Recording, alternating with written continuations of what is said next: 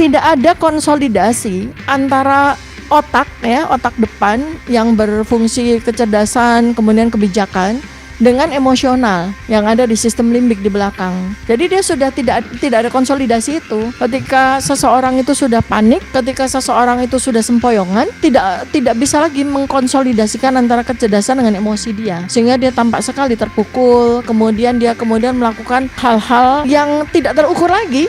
Yang saya prediksi dia akan berlindung di balik kesehatannya. Saya prediksikan itu. Entah apakah dia kemudian berobat ke luar negeri, itu sudah berbulan-bulan yang lalu malah saya minta gitu kan.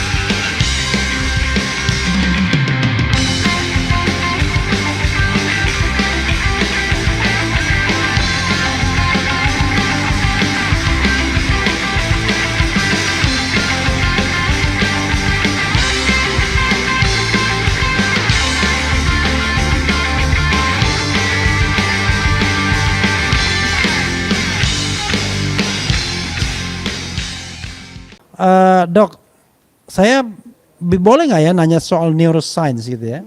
Kan gini, tapi Anda harus melepaskan diri dari seolah-olah pihak yang terlibat ya. Tapi begini, perilaku, bisa kan saya katakan perilaku neuroscience ya? Ini karena Dokter Tipa keahliannya di sana bikin disertasi yang insya Allah segera promosi ya, mengenai neuroscience, melihat perilaku orang, kalau istilah Mas Roy itu termul-termul ya, yang tiba-tiba bereaksi, melaporkan, minta ada percepatan ya kan. Ternyata bukan pembangunan saja yang ada percepatan, ini kan ada percepatan proses kasus Anda dan Mas Roy gitu ya.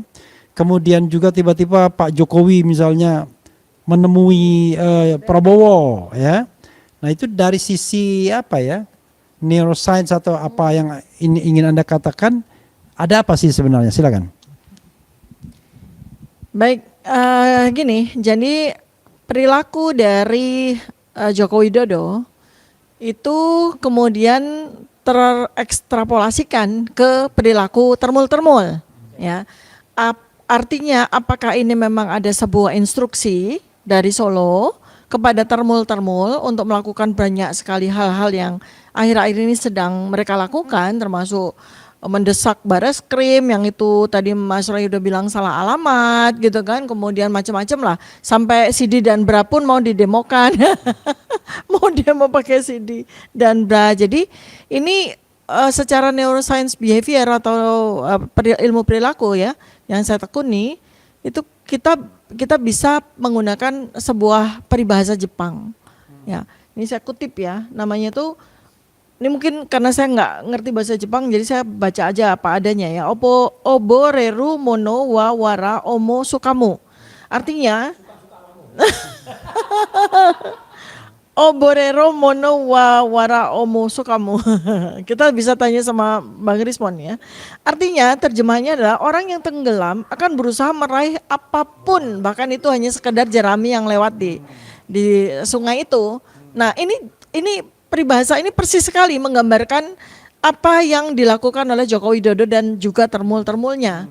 Mereka ini panik, yang seperti pada podcast kemarin saya bilang Jokowi ini udah sempoyongan, ibarat kata pertandingan tinju, itu dia udah hampir menyerah aja nih gitu. Sehingga dia akan melakukan apapun pada langkah-langkah terakhirnya, termasuk kemudian akhirnya menjadi sebuah langkah-langkah yang selain tidak sistematis, tidak efektif, ya, kemudian bisa menghasilkan bumerang bagi dirinya, ya.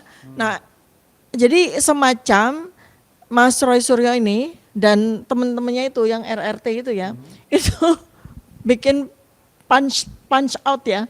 Jadi apa namanya, kita serbu gitu kan, dengan apa ya, dengan kita Kalau deng- itu dengan jab-jab jab-jab terus ya, jab-jab terus dan uppercut terus kan, apa itu kedatangan kita untuk melakukan investigasi sekaligus observasi terhadap jejak masa lalu Jokowi di Solo ya kan, di mana kita bertemu dengan eyewitness, dengan saksi mata yang bersedia untuk menyampaikan apa yang mereka ketahui tentang jejak masa lalu Joko Widodo. Dan ini jelas ya uppercut ya yang lumayan bikin beliau sempoyongan gitu, karena pada hari yang sama ketika kita melakukan investigasi itu, pada hari yang sama beliau terbang ke Jakarta, padahal terbang ke Jakarta untuk menemui Presiden Prabowo. Nah kita kan menduga-duga ya, sudah bisa kita duga sih kalau kita lihat dari aspek perilaku ya. Nah ini kan pada hari yang sama loh ya. Nah ada warga Solo yang ketika kita datang beberapa waktu sebelumnya ya Mas Roy ya, itu mengatakan bahwa ini kalau RRT datang ke Solo itu baunya aja udah kecium gitu ya. Apalagi kemudian tidak disangka bahwa ternyata kita itu didukung oleh banyak sekali warga Solo, termasuk bedah buku yang kita lakukan di Solo oleh para tokoh-tokoh ya di sana, tanpa ada sebuah perlawanan, tanpa ada sebuah hambatan sama sekali. Acara itu berlangsung sangat ini, dan mereka, para warga Solo juga menyatakan bahwa mereka nggak mau disangkut pautkan dengan perilaku dari Joko Widodo dan kroni-kroninya. Nah sehingga apa yang kami lakukan itu mendorong mereka, mengencourage mereka ya untuk berani. Jadi keberanian ini kemudian menjadi muncul bagaikan gulungan bola salju, menggulung seperti bola salju yang makin membesar dan makin bikin Joko Widodo sempoyongan. Nah, kemudian dia berusaha untuk merapat kepada Presiden Prabowo ya. Yang sekarang ini barulah dia sadari bahwa sebenarnya saat inilah ya momentum di mana kekuasaan real ya itu sudah berpindah hampir sepenuhnya kepada Presiden Prabowo. Dulu ketika 1 tahun ya dari mulai 20 Oktober 2024 ketika Presiden Prabowo menggantikan Joko Widodo sebagai presiden, kita dengan kecewa ya melihat pada saat dimana Presiden Prabowo pergi ke Solo untuk sowan, untuk menghadap, seakan-akan kekuasaan itu masih secara de facto dipegang oleh Joko Widodo. Kita dengan kecewa melihat itu. Tapi sebagaimana juga sudah saya sampaikan berkali-kali ya, bahwa secara alamiah, secara natural pergantian kekuasaan itu pasti terjadi. Nah di saat-saat awal ketika kekuasaan Presiden Prabowo itu belum solid, ya memang seperti itulah, karena 70% dari anggota kabinet saja masih orang-orang Joko Widodo kan gitu. Tetapi yang persoalan di sini adalah Joko Widodo itu tidak menyadari hukum alam ini tuh, dia nggak sadar. Hukum alam bahwa setelah dia tidak menjabat maka kekuasaan itu akan terus meranggas gitu ya. Nah disinilah di titik ini di mana kemudian perlawanan rakyat, keberanian rakyat untuk menyatakan ya keyakinannya akan persoalan ijazah palsunya yang dia lakukan, terlebih kemudian kita bikin uppercut lagi, kita jab-jab lagi dengan kita sekarang ini sudah menuju kepada finalisasi ya untuk penulisan buku Gibran's Black Paper nih. Nah ini pukulan yang telak sekali untuk seorang Joko Widodo, karena kalau dia ini mau tenggelam, jerami-jerami udah mau dia raih segala macam, termul-termul juga sudah dia sudah dia instruksikan untuk melakukan apapun perlawanan terhadap RRT gitu ya. Itu kan menunjukkan bahwa energi kekuatan dia itu makin lama makin mengecil, sehingga dia harus maju sendiri. Ketika tentara-tentaranya sudah tidak bisa lagi diandalkan, maka dia mau nggak mau harus maju sendiri. Di saat ini ya, saat sekarang ini kondisi kesehatannya yang saya sebut ya sebagai penyakit autoimun yang berat dan agresif ini muncul lagi flare up-nya pada saat yang sama. Di mana saya bisa tahu ya, ketika kemudian beliau sendiri menyatakan bahwa saat ini tidak bisa hadir di upacara ulang tahun TNI tanggal 5 Oktober 2025 dengan alasan bahwa penyakitnya itu tidak memungkinkan beliau terpapar sinar matahari. Artinya apa? Dalam sisi penyakit autoimun itu berarti sedang terjadi flare up. Ya, flare up itu tanda dan gejalanya muncul. Dan kita juga lihat ya ada beberapa waktu di mana Joko Widodo dengan Ibu Iriana itu sedang hadir dalam sebuah perhelatan, tampak ya ada bercak-bercak lagi, hitam-hitam lagi, enggak cuma di wajah tapi juga kelihatan dari ekstremitasnya ya, di tangan maupun di kaki ya. Nah, ini adalah sinyal bahaya sebetulnya. Sinyal bahaya artinya stresornya Pak Jokowi ini meningkat luar biasa. Ya. Kenapa? Karena dia sekarang ini harus menghadapinya sendirian. Ketika tentara-tentaranya sudah tidak efektif lagi. Itu ya dari sisi tinjauan neuroscience behavior. Jadi tidak ada konsolidasi antara otak ya, otak depan yang berfungsi kecerdasan, kemudian kebijakan dengan emosional yang ada di sistem limbik di belakang. Jadi dia sudah tidak ada konsolidasi itu. Ketika seseorang itu sudah panik, ketika seseorang itu sudah sempoyongan, dia tidak bisa lagi mengkonsolidasikan antara kecerdasan dengan emosi dia.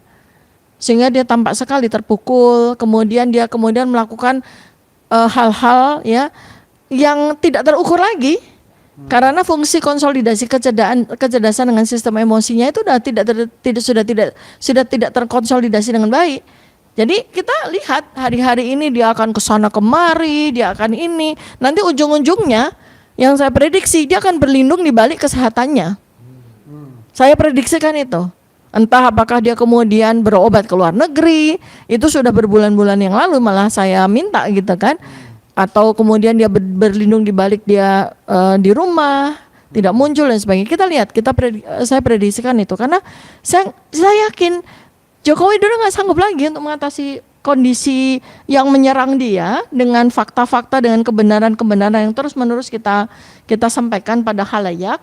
Kemudian counter attack dari para termul itu justru malah jadi bumerangnya dia, justru malah jadi blunder gitu ya, yang semakin tidak terukur, semakin tidak sistematis, semakin justru menghasilkan terbongkarnya apa saja yang selama ini sudah berusaha dia tutupi ya. Terakhir yang sangat memukul dia, pertahanan yang sebetulnya dia pakai ya, itu adalah anaknya sendiri gitu loh. Anaknya sendiri Gibran ini kan menjadi pertahanan buat dia. Ketika dia memaksakan Gibran itu menjadi wapres, dia berpikir bahwa at least 5 tahun dia aman. Dengan kekuasaan yang dimiliki oleh Gibran sebagai wapres, dengan kroni-kroni yang masih ada di dalam kabinetnya Presiden Prabowo, dengan uang yang kabarnya dia miliki ribuan triliun, itulah barier yang diharapkan akan membuat dia aman. Ditambah lagi dengan tameng utama yang berhasil, keberhasilan dia adalah menjadikan Gibran itu sebagai wapres. Jadi sebetulnya ini terus terang aja betapa jahatnya loh Jokowi Dodo ini terhadap anaknya sendiri. Karena dia menggunakan anaknya ini sebagai tameng dia. Atas kita tahu kan dia menjadi finalis OCCRP itu. Yang ini kan belum dikuak. Ya, teman-teman juga lagi berusaha untuk mengumpulkan data-data tentang korupsi-korupsi yang dilakukan selama 10 tahun. Ya, ini semakin membuat dia stres. Ini uppercut yang luar biasa. Jadi itulah yang kemudian membuat Jokowi Dodo ini sudah nggak bisa lagi mengkoordinasikan apa yang dia lakukan, apa yang dia katakan itu dengan proper begitu ya untuk bisa. Jadi apa yang saya mau sampaikan kepada Pak Jokowi Dodo, sudahlah Pak, bertobatlah, mengakulah, ya, dan biarkan semua itu berjalan secara natural.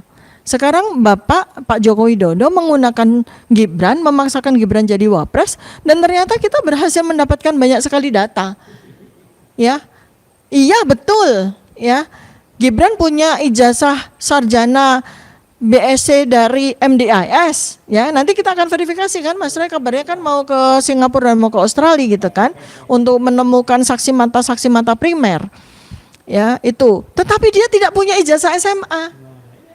Untuk menjadi wapres itu tidak butuh ijazah S1, tetapi dia butuh ijazah SMA. Nah ini kan terbongkar, sebuah kejahatan terstruktur dan jelas itu ada pidananya. Mungkin nanti Bang Refli bisa sampaikan di situ ya. Itu dari saya ya. Oke, Pak Mas Roy ya.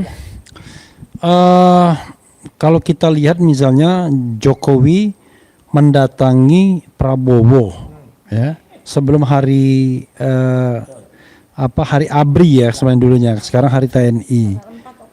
Itu apa ya maknanya ya? Setelah ada kaitannya dengan kamu ketahuan ya, maksudnya waktu KPU kan? Karena dokumen KPU itu menjadi penting, yang paling penting adalah bahwa dokumen itu digunakan untuk melakukan pendaftaran capres cawapres. Kalau dia simpan di rumah nggak ada masalah. Jadi itulah yang kemudian menjadi patokan, dan ternyata yang dijadikan patokan itu sudah diteliti oleh RRT dan sampai pada kesimpulan, dan kemudian ada di Jokowi's White Paper gitu ya. Silakan Mas Roy ditambahkan. Ya, kita kan semua memang menebak-nebak ya gitu apa yang terjadi pada pertemuan antara Jokowi dan juga Presiden Prabowo. Tapi dengan tadi ada beberapa peristiwa-peristiwa sebelumnya yang katakanlah soal kita tuh rakyat punya kemenangan karena akhirnya terkuak terbongkar bentuk dari ijazah yang mau nggak mau itu harus diakui oleh dia. Ini mirip dengan apa yang dulu ketika kita lagi meneliti FUFAFA kemudian menolak, oh itu bukan saya gitu ya, itu ketika ditanya coba takono karo sing gawe gitu ya, itu kan dia menolak itu sing duwe, tapi kan dia lupa bahwa nomor handphone yang terregister atas nama FUFAFA yang 085 sekian belakangnya 33 itu tercatat juga pada form pendaftaran calon wali kota Solo dengan tulisan tangan seorang yang bernama Gibran Rakabuming Raka, nomor handphonenya itu. Jadi nah itu masuk. Jadi itu menarik, nanti ada cerita soal FUFAFA dengan trot.com-nya. Wah, itu ada semua nanti. Ya, jadi artinya inilah sebenarnya terkonang kalau dalam bahasanya Sri Mulat. Terkonanglah dia. Terkonangan ya ketika kemudian Jokowi sampai ke sana, dan menariknya apa? Kan publik juga menilai kan. Esok paginya ditunggu ketika di Monas ada peringatan hari ulang tahun TNI, nggak muncul. Semua sudah menduga ini mau minta tiket ini untuk ke sana gitu ya. Harusnya nggak usah minta lah. Mantan presiden kan pasti dikasih gitu loh gitu. Dan misalkan dia juga bisa datang dampingi yang seolah-olah bergaya Bung Karno pakai kacamata. Begitu itu. Nah, mungkin kan bisa begitu ya. Yang kemudian ketika dia lewat dicuekin aja sama presiden, ya kan gitu. Itu kan viral tuh videonya. Ya, dia lewat tuh harusnya seorang yang posisi wakil itu langsung berdiri mendampingi gitu loh, iya kan, enggak terus duduk aja ya udah dilewatin aja, dikepretin gitu. Istilahnya dulu itu disingkang lah. Nah jadi pertemuan itu kalau menurut analisis intelijen Pak Sri Rajasa yang saya baca, ya itulah menunjukkan memang sudah posisinya sudah parah gitu, payah lah posisinya. Nah nggak apa-apa, kita tunggu saja ya gitu. Artinya apa? Malah kemudian dia gerakkan relawan-relawannya ini yang kemudian kan malah salah arah dan salah cacat logika gitu. Malah desak-desak Bareskrim yang mana persoalannya sebenarnya ditangani oleh Polda Metro Jaya, bukan oleh Bareskrim. Ini kan aneh gitu ya. Dan malah ada ancaman dari Gen Van Mul-nya ya, gerakan wanita termul yang kemudian mau aksi porno, aksi dan pornografi itu. Saya Mas Refli ya, apapun isi pertemuan itu, yang jelas pertemuan itu tidak happy bagi Jokowi.